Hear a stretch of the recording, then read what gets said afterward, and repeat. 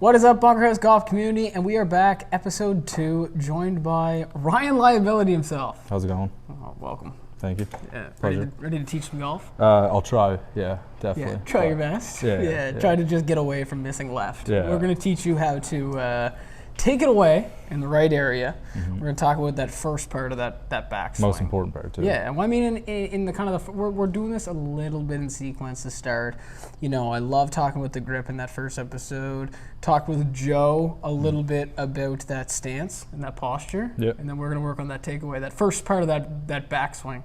It can be tough for some people. Yeah, and well, if you don't put yourself in the right position at the start. Yeah. I mean, you mess up the first 2 feet of that backswing, and immediately you're chasing. Oh yeah, it's game over. Yeah, you're leaving. A lot of them, for a lot of people, they love to think that first move is so fast.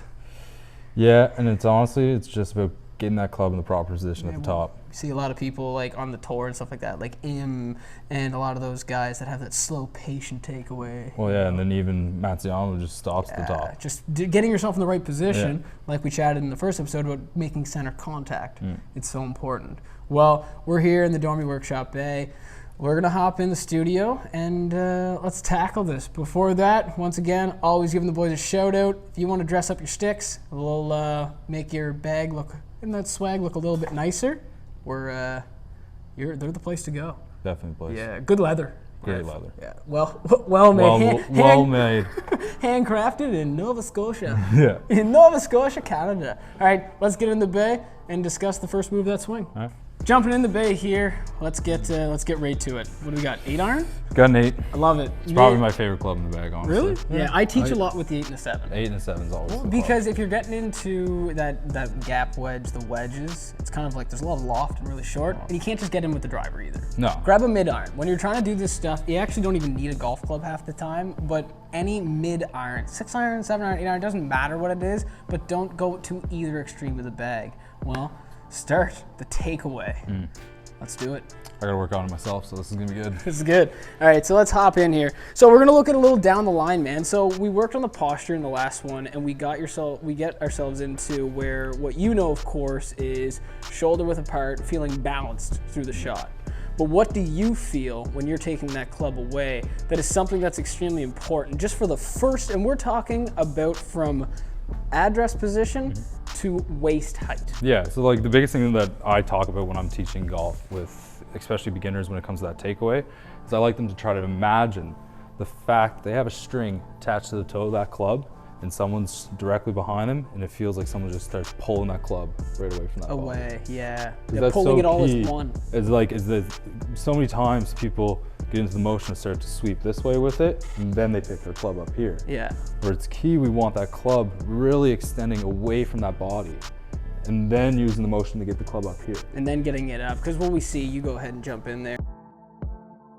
Where we all know what happens when you get that club too far inside. We get that club way inside. What's happening is you're throwing that over top. If you take it inside this imaginary, if we want to draw a line right here, imaginary line kind of right at Ryan's hands, and you take that thing back, man, and that goes way inside there, these roll in, the only thing that's going to happen on the way down is you're going to be coming either with the face wide open, or he's going to be doing the old way inside and then throw it way over here. Yeah, the class one I like to say, tossing some fishing line. Yeah, that's throwing the fishing line, because you're so far inside. Casting the line is all that's happening right there. So what it is we need to talk about, so get in there again, get right in that nice balance position we see, and what we're trying to do, and let's take a look at this face on here, where Ryan's trying to get this center here, and he's trying to start this kind of with his whole body. He's trying to get himself taking this club away to that first position, and you see he hasn't even used any wrists yet. He's right there, the club is matching his spine angle here, and what he's done is he's allowed himself to get loaded. And what I mean by that is he hasn't even used any energy here. Now, of course, we see different motions for different people where they like to get a little more outside, a little more inside. But what we have to talk about is when you're trying to change. If you're someone who gets a little too outside or inside, you have to feel an exaggerated motion. So what's the number one aspect to when you jump in there? Go ahead, Ryan, and we look in here. What can you feel if we're taking a look down line? I love standing right at people's feet line here, and you take this club back right to like my belt line right here. Is you like to feel, we've talked about this before, is feeling the club head is out in front of your hands. That's an awesome one, because we see most people roll inside here, where when you get back to here, you can see that these hands here are actually inside this club head. That's a great place to start. If you're someone who takes it out too far though, and gets way out here, and maybe gets really extended, you might have to feel like you're gonna use little wrists to get that inside. Well, then that's a big thing. Like I see people when they take on that outside, the exaggerated motion then becomes almost feeling that wrist pick that club up. So then we're getting in that proper position where we're parallel with the ground, moving with it.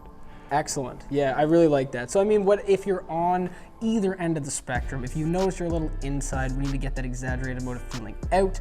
And if you notice you're on the outside, we have to get those wrists cocked a bit. There's no perfect way to do this, and we see a lot of people do it in different ways, but we're trying to just turn our body on the way back and then set our wrists on the way up. Because the big thing too is that people don't realize is everybody sees the pros doing this with their wrists, but all that's actually happening is they're just using their body to get to that position. Yeah, they're using actually their turn. Exactly. So that when you get your turn motion, now your wrists are in your position, and then you can complete your swing. Where a lot of amateurs, what they're thinking is they have to do this manually. Yeah. But nothing else is moving here. Yeah. So now you got your wrists in this position, your body's still neutral at your ball, now you're in a danger zone. Yeah, you're in a really dangerous area when those wrists fly early, and we're tough. That's it for talking a little bit about that first piece of that swing. We didn't say it once, but I wanted to wait until the end. Do this slow.